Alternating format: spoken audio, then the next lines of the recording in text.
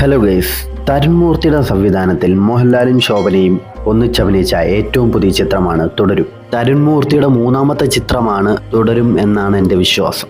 വളരെയധികം പ്രതീക്ഷയോടെ കാത്തിരുന്നൊരു ചിത്രമാണ് തുടരും.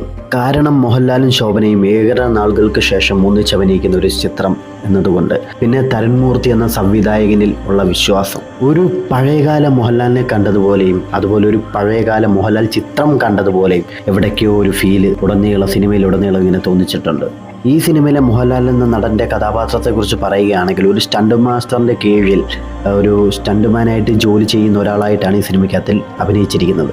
അനാവശ്യമായിട്ടുള്ള തമാശകളൊന്നുമില്ലാതെ അത്യാവശ്യമായിട്ടുള്ള തമാശകൾ മാത്രം വെച്ചുകൊണ്ട് കുറേ നല്ല ക്യാരക്ടേഴ്സും ഒക്കെ ആയിട്ട് നല്ലൊരു ചിത്രമാണ് തുടരും. ഈ സിനിമയിലെ പ്രധാന താരമെന്ന് പറഞ്ഞു കഴിഞ്ഞാൽ, ഈ സിനിമയിൽ ഒരു അംബാസിഡർ ഉണ്ട്. ആ കാറാണ് ഈ സിനിമയിലെ ഏറ്റവും വലിയ പ്രധാന കഥാപാത്രം. ഫസ്റ്റ് ഹാഫ് ഗംഭീരം, സെക്കൻഡ് ഹാഫ് അതിലും ഗംഭീരം. വളരെയധികം സീരിയസ് ആയിട്ടുള്ളൊരു സെക്കൻഡ് ഹാഫാണ്. ഫസ്റ്റ് ഹാഫൊക്കെ ഇങ്ങനെ മുന്നോട്ട് പോയിക്കൊണ്ടിരിക്കുമ്പോഴത്തേക്കും നമ്മൾ വിചാരിക്കും ഈ സിനിമ വളരെയധികം ഫീൽ ഗുഡ് ആയിട്ടുള്ളൊരു സിനിമയാണ്. പക്ഷെ സെക്കൻഡ് ഹാഫിലേക്ക് വന്നു കഴിയുമ്പോഴത്തേക്കിനും നമുക്ക് ആ ഒരു ഇതൊക്കെ അങ്ങോട്ട് മാറിയിട്ട് പക്ക സീരിയസ് വൈബിലേക്ക് ഈ സിനിമ അങ്ങോട്ട് പോകും. ഉറപ്പായും നമ്മളെല്ലാവരും തിയേറ്ററിൽ പോയി കണ്ടിരിക്കേണ്ടുന്ന ഒരു ചിത്രമാണ് തുടരും. ഗൈസ്, ഈ വീഡിയോ നിങ്ങൾക്ക് ഇഷ്ടപ്പെടുവാണെങ്കിൽ നിങ്ങൾ ലൈക്ക് ചെയ്യാനും കമൻറ്റ് ചെയ്യാനും ഷെയർ ചെയ്യാനും മറക്കരുത്.